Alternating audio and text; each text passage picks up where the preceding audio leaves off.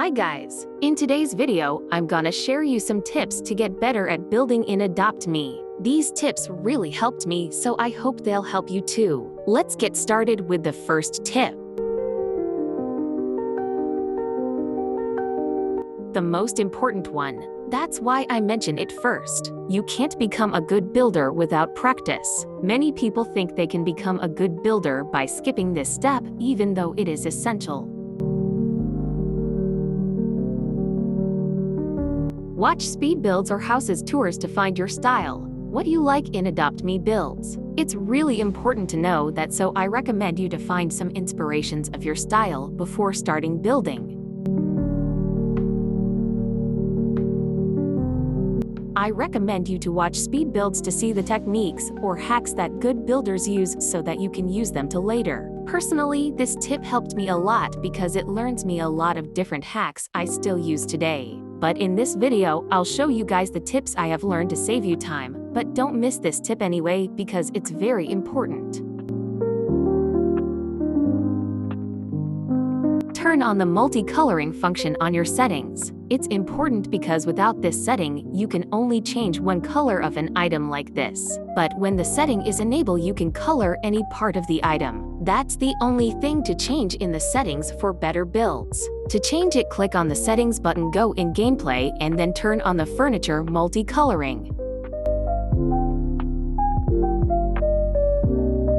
There is 3 different placement grid size, and each of them has its own uses. What I mean is that I use all 3 when I build, but for different things. There is the large, the medium, and the small grid size. I use the large grid size when I want to put the walls or the floors, for example. I will show you later in this video how I do it. I use the medium grid size most of the time when I want it to be smoother, but not too much. Finally, I use the small grid size for details like decorations. There is the default dragger, the advanced move, and the advanced rotate. I'll tell you about my own habits, but it's up to you to find out what you find most practical. Most of the time I use the default dragger to roughly place an object and then adjust with the advanced move and advanced rotate. You can check how I do that in my speed builds.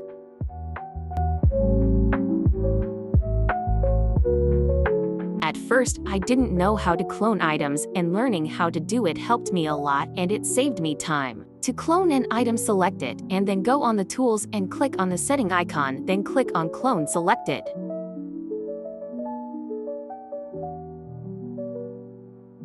You can also clone multiple items at once. For that, you need to select all the items you want clone. You can create a selection box like this. Personally, I find using a selection box can be a bit difficult, so I usually use the Control key to select multiple items at once.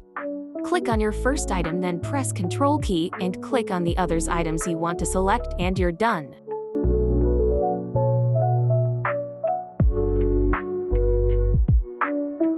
You can save the different colors you use in your builds, so it's faster to put it back every time. For that, click on the color palette right here and select the color you want to save. Then click on the plus, and here it is.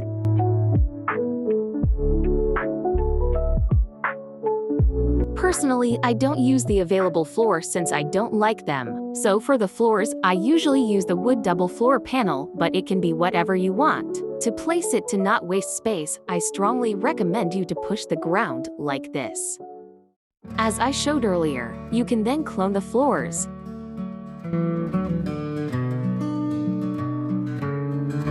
Now for the walls, it's similar as the floors. I don't use the available walls, so I make them by myself. You can use double wall panels or rugs, but I think the wall panels are cheaper.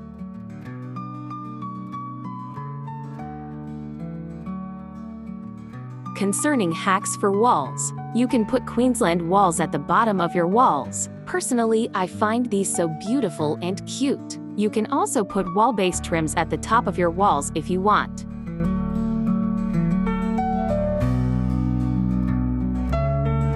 Don't underestimate the details. That's what makes your build amazing. The more details, the better it is. So make sure to include a lot of details and decorations in your build. I always make sure there are no empty spaces in my builds because it directly makes the build more beautiful. Unfortunately, including a lot of detail in your builds can cost a lot of bucks, so if you want a tutorial on how I got a lot of bucks, tell me in the comments. Well, that's all of my tips for you guys. I hope you'll improve your building skills with these tips. Bye!